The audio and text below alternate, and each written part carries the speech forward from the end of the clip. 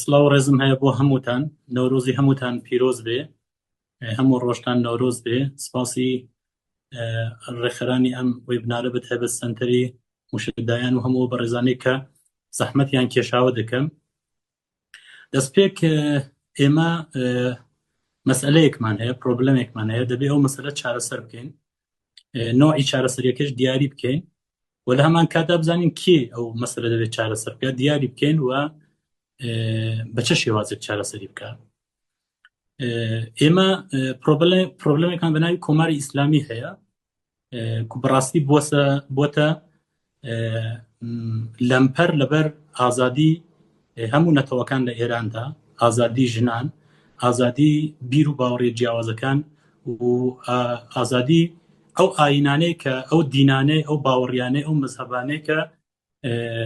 وەک مەزهەبی ڕەسمی بیر ناکەنەوە. ئەمە وەزعیەتی ناوخۆی ئێرانە کە کۆماری ئیسلامی خۆڵقاندوویەتی، ئەمە تەنیا خراپیەکانی کۆماری ئیسلامی ئێران یا ئەو قەیرانەی کە کۆماری ئیسلامی ئێران دروستی کردووە تەنیا سنووردەر بە ناوخۆ نییە، بۆتە مەترسیەکی گەورە بۆ گەلانی هەرێمەکە، بۆ دۆڵەتانی هەرێمەکە، بۆتە بشێوە بۆ هەرێمەکە، هەرێمی ڕۆژهەڵاتی ناوەڕاست و لە هەمان کاتیشدا بۆتە مەترسیەکی گەورە بۆ ئاستی جیهان. ئێمە دەمانەوێت بە تێکۆشانی خۆمان کۆتایی بەم دۆخە بێنین، کۆتایی بە کۆماری ئیسلامی بێت، کۆتایی بەو دۆخەی کە هەم ئازادی ناوخۆی ئێرانی ئاستەن کردووە، هەم بۆتە مەترسی بۆ هەرێمەکە و بۆ جیهان، کۆتایی بەمە بێت. ئەمە پێمان وایە کۆماری ئیسلامی زیاتر لە هەر کەس بۆتە مەترسێکی گەورە بۆ گەلی کورد و گەلی جوو و بە شێوازێکی دیاریکراو کوردستان و ئیسرائیل. و ئێمە وەک خەڵکانی ناوخۆی ئێران، وەک نەتەوەکانی ناو ئێران، وەک تەبگەرە کۆمەڵایەتەکانی ناو ئێران و پێویستە لەگەڵ ئەو هێزانەی کە لە دەرەوەدان و ئەوانیش کۆماری ئیسلامی بە مەترسی بۆ خۆیان دەبینن، پێکەوە تێکۆشانێکی ئستراتیژیکمان هەبێت، پێکەوە کار بکەین بۆ یەکە ئەو دۆخە بگۆڕین بۆ دۆخێکی تر، بۆ دۆخێک کە هەم خەڵک نەتەوەکانی ناو ئێران و خەڵکی ناو ئێران بەگشتی بە ئازادی بژێ، هەم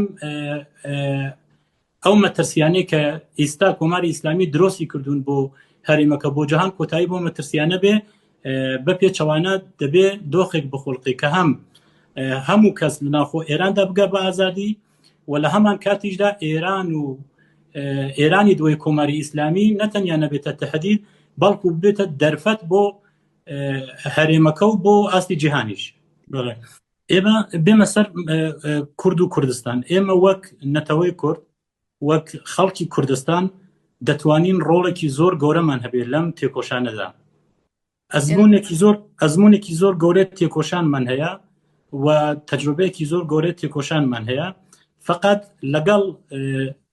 هاوتەریب لەگەڵ ئەوەی کە بە پێداگرانە لەگەڵ کۆماری ئیسلامی تێکۆشان دەکەین تا خۆمان ئازاد بکەین، بە هەمان ئاستیش هوشیارین کە ئالترناتیڤێکی تر نەیەتە جێگەی کۆماری ئیسلامی کە دیسان ڕەوشی بندەستی و ڕەوشی بێچارەسەری پرسی کورد دیسان بەردەوام بێ. یعنی لەو بوارەشدا ئێمە وشیارین، یعنی ئێمە وەک کورد حاضرین حتا آخر نەفەرمان تێکۆشان بەردەوام بکەین بۆ ئەوەی کە دوای کۆماری ئیسلامی نەکەوینەوە دۆخێکی تر کە ئەو تاریخە تاڵێک کە هەبووە، ئەو 47 ساڵێک کە هەبووە کێشامانە ئەم جارە بە فۆرمێکی تر دووبارە بێتەوە. ئێمە لەسەر ئەساسیش هاوپەیمانی کوردستانیمان دروست کردووە و ئەو هاوپەیمانیە لەسەر ئەساسی گفتوگۆ و مناقشەیەکی بەرفراوان و لەسەر ئەساسی ئەزمون و تەجروبەیە کە لە تاریخ و ڕابردووی خۆمانمان هەیە و لەسەر ئەساسی داخوازی گەلەکەمان دروست بووە. لەبەرەوە ئێمە پێمان وایە ئەو هاوپەیمانیە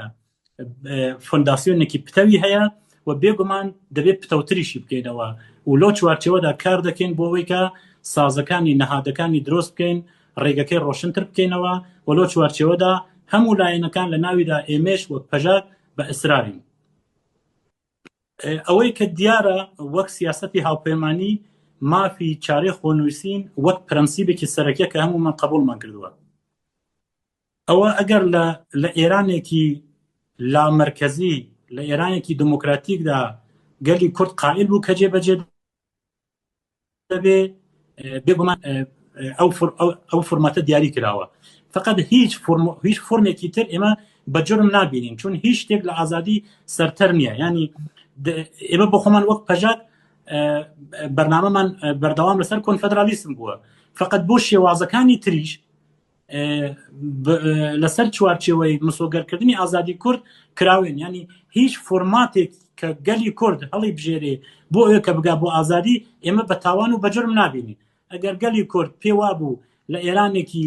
لامەرکەزی و دموکراتیکدا مافەکانی دەستە بەردەبن ئێمە ڕێزمان هەیە ئەگەر پێ وایە بە فۆرماتێکی تر ئیستا کۆنفەدرالیسم بێ فدرالیسم بێ حتا ئەگەر هەموو دەرفەتەکانی پێکەوە ژیانی لە جۆغرافیای ئێراندا نەڕەخسێ ئێمە دابڕانیش بە جرم نابینین ینی هیچ شتێک لە ئازادی سەرتر نییە لەسەرەوە ئەساسێش ئێمە لەگەڵ ئەو هێزەکانی دەرەوە ئامادە هاوپەیمانی و هاوکاری تاکتیکی و استراتژیکیشین ینی لەو بوارەدا هیچ سنوورێ بۆ خۆمان دانانین ئێمە حەقی خۆمان دەبینین کە لە هەموو دەرفەتەکان استفادە بکەین و بەتایبەت پێمان وایە پەیوەندی گەلی کورد و گەلی جوو دەبێت پەیوەندیەکی ئستراتژیک بێت چون هەردوانیان لەو هەرێمەدا دەژێن و هەردوانیان پەیوەندی هەردوانیان دەتوانێت نەتەنیا ئێران ببێتە وەسیلەی دموکراتیکردنی هەموو ڕۆژهەڵاتی ناوەڕاستیش ئێمە ئەو هێزانەی کە بۆ ئەوەی کە بە دڵنیاییەوە لەگەڵ یانە پێکەوە کار بکەین پێکەوە هاوپەیمانی بەستین هەندێک بێگومان چاوەڕوانیشمان هەیە هەندێک تەزمینات و گارانتیمان پێویستە بەشێک لەو گارانتیە گارانتی مەیدانیە گارانتی سەربازی و گارانتی مەیدانیە بەتایبەت لەو دۆخەدا دەبێ بە هەموو شێوازێک دەرفەتی ئەوەی کە کۆماری ئیسلامی بتوانێت گەلی ئێمە قەتڵ و ئامکە دەبێ ئەو دەرفەتەیە لێ بستێندرێ دەبێ دەرفەتی بەکارهێنانی هەوای نەبێ دەبێ ئەو چەک و چۆڵانەی کە دەتوانێت بۆ کوردستان بەکاری بینێ دەبێ ئەوانە هەموو ئیمحا ببن ینی بە هەموو شێوازێک دەبێ دەرفەتی ئەوەی کە کۆماری ئیسلامی بتوانێت هەوا بەکاربێنێ یا ئەو چەک و چۆڵەی کە گەلی کوردی پێ قەتڵ و ئام دەکرێ بەکاربێنێ دەبێ ئەوانە لەبین بچن و ئیستش ئەوە پراکتیکە لە ئارادایە ئەمە هێشتا بە تەواوی نەگەیشتەوە ئاستەکە دڵنیاییەک هەبێ کە کۆماری ئیسلامی لە ئەگەری هەستانی گەلی کورد یا لە ئەگەری بەرزکردنەوەی تێکۆشانی گەلی کورد نەتوانێت ئەوانە بەکاربێنێ دەبێ ئەوانە بە تەواوی لەبین بچن ئەوە گارانتیکی مەیدانیە ئێمە دەزانین ئازادی بەهای دەوێت بەهایشمان بۆ داوە وەک گەلی کورد دیسان بەهایش بدەین ئەمە لە هەمان کاتیشدا ئێمە تێکۆشان بۆ ئازادی گەلەکەمان دەکەین لە بەرابەری تەکتەکی گەلی کوردەوە بەرپرسیارین بێگومان نامانەوێت گەلەکەمان لە ئاستی ژووردا قەتڵ و ئام بکرێ ئەمە ئەوەش دەزانین کە ئازادی بەهای دەبێت بەهاشی بەهاکەشی بدەین ئەمە لە هەمان کاتیشدا گەلەکەمان لە قەتڵ و ئام بپارێزین ئەوە گارانتیەکی مەیدانیە کە ئێمە دەمانەوێت گارانتیەکی سیاسیشمان دەوێت گارانتی سیاسیش ئەوەیە بەڕاستی ئێمە دەمانەوێت هەم ئامریکا هەم ئیسرائیل ئەوێکی زەڵاڵیان هەبێ ینی بۆ داهاتوو ئێران چ سیستمێکیان دەوێت بۆ وێنە ئەوە بۆ ئێمە نگرانی دروست دەکا کاتێک و دەبینین مەسەلەن پشتیوانی سیستمێکی کە دیسان دەیەوێت ئێرانێکی سانترال دروست بکە هێشتا نەگەیشتوتە دەسەڵات هەڕەشە لە گەلی کورد دەکا لە گەلانی تری ئێران دەکا ینی دەبێت بزانین لە بواری سیاسیدا بەڕاستی چی دەوێت ینی لەو بوارەدا شتێکی زەڵاڵمان دەوێت ینی لەلایەکەوە پشتیوانی لە گەلی کورد بکرێ و لەلایەکیشەوە پشتیوانی هێزێکی کە دەیەوێت جارێکی تر ئێرانێکی سانترال دروست بکا و مافی گەلی کورد و مافی گەلەکانی تر نادیدە بگرێ ئەوە هەم جێگەی ناگەرانیە و پێویستی بە ئەوەی هەیە کە متمانەی گەلی کورد دروست ببێ کە لە ئێرانی داهاتوودا پشتگیری گەلی کورد و گەلانی تری ئێران دەکرێت بۆ یەکە بگەن بە مافەکانیان نەکو پشتگیری هێزێک بکرێ کە هەر لە ئیستاوە هەڕەشە دەکا جارێکی کورتیش بڵم